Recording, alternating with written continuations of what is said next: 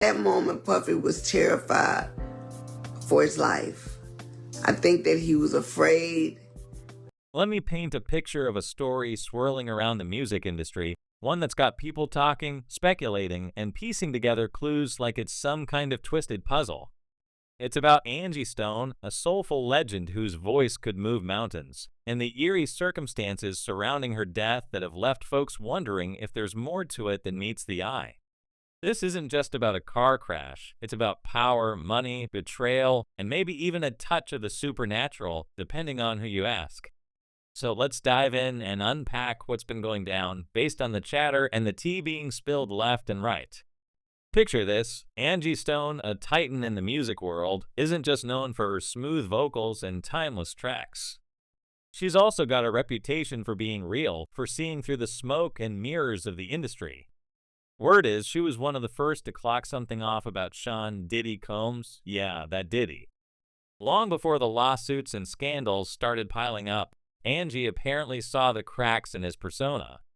Some say she even tried to help him, praying with him during a moment when he was shook, thinking his life was on the line. This wasn't just a casual encounter either. According to the story, Diddy came to her in a studio one day, out of the blue, asking for prayer like his soul depended on it. She said he'd never given her the time of day before, but in that moment, he saw something in her, maybe her spirit, maybe her strength, and he was desperate for it. Angie herself recalled how he seemed terrified, like the weight of whatever was happening around him was too much to bear.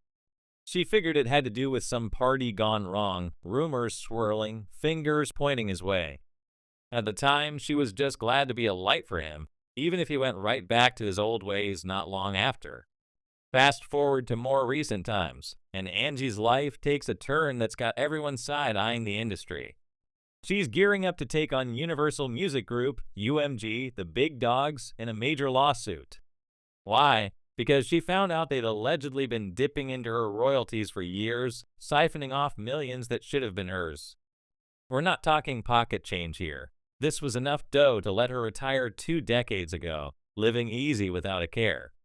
Instead, she's still grinding, hitting the road for shows, driving home at 4 a.m. because she's got no choice.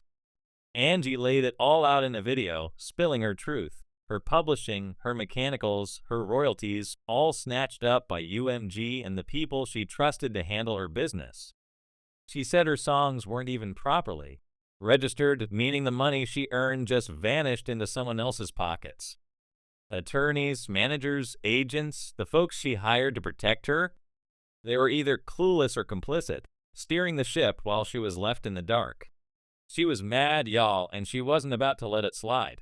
Universal Music, you're going to have to give up my coins, she declared, promising to fight tooth and nail with a team she called her diesel crew to get what was hers. But here's where it gets wild. Just days after she drops this bombshell, Angie's gone.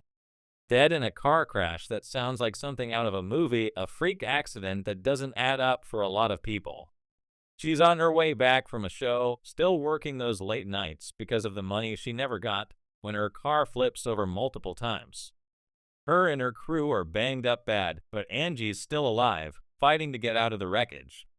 Then, out of nowhere, a truck slams into the flipped car, and that's what does her in. Here's the kicker. She's the only one who doesn't make it. Everyone else survives, but Angie? She's gone. 2 accidents in a matter of minutes, and she's the sole casualty.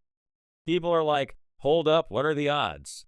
It's got folks whispering about conspiracy, wondering if this was really just bad luck or something more sinister. Now, nobody is outright saying UMG orchestrated this. There's no smoking gun, but the timing? Suspicious as hell. Angie's about to sue for millions, calling out the industry's shady practices, and then she's taken out in a crash that feels too bizarre to be random. She'd even hinted at the danger herself in that video, saying she didn't know what they might do to keep from paying her. If I never get it, at least you heard it from me, she said, like she knew the stakes were high. And when you add in the fact that she was still hustling at 4 a.m. because of their alleged theft, it paints a picture of a woman pushed to the edge by a system that chewed her up and spit her out. But wait, there's more. I'll be sure. Another industry vet and Angie's close confidant isn't letting this slide quietly. After her death, he starts spilling tea of his own, dropping bombs that send the internet into overdrive. He claims Angie was spilling all kinds of secrets to him before she died, text messages full of dirt about Diddy, the industry, and even some wild stuff about her personal struggles. According to Al, Angie told him she was under a spiritual attack not long before the crash, one that landed her in the hospital with a blood infection.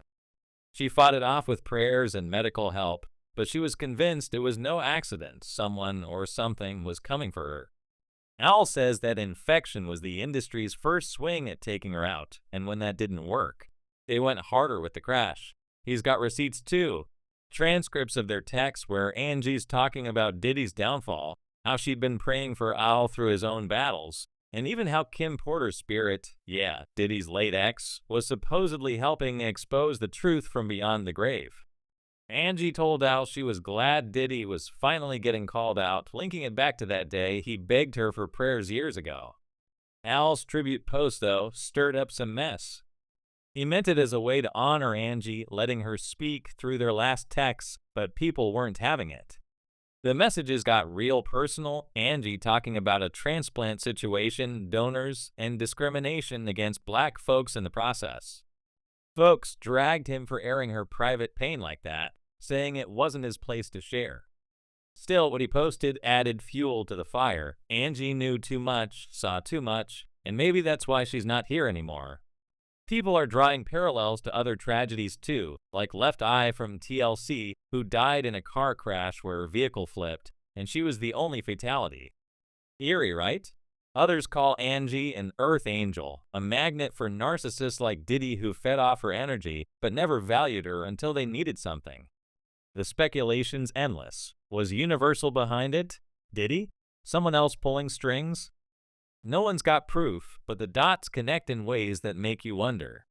So what do I think? Angie's death feels like a puzzle with too many missing pieces. The crash, the lawsuit, the spiritual attacks, the industry secrets, it's a lot. Could it be a tragic coincidence? Sure, but when you've got a woman calling out million-dollar theft, exposing powerful players, and then dying in a double whammy accident where she's the only one lost, it's hard not to raise an eyebrow. The industry's got a history of silencing threats, and Angie was a threat, a warrior with a voice and a mission. Whether it was planned or just cruel fate, one thing's clear: her story's not done being told. What about you? What's your take on this tangled web? Let me paint a picture of a story swirling around the music industry, one that's got people talking, speculating, and piecing together clues like it's some kind of twisted puzzle. It's about Angie Stone, a soulful legend whose voice could move mountains, and the eerie circumstances surrounding her death that have left folks wondering if there's more to it than meets the eye. This isn't just about a car crash, it's about power, money,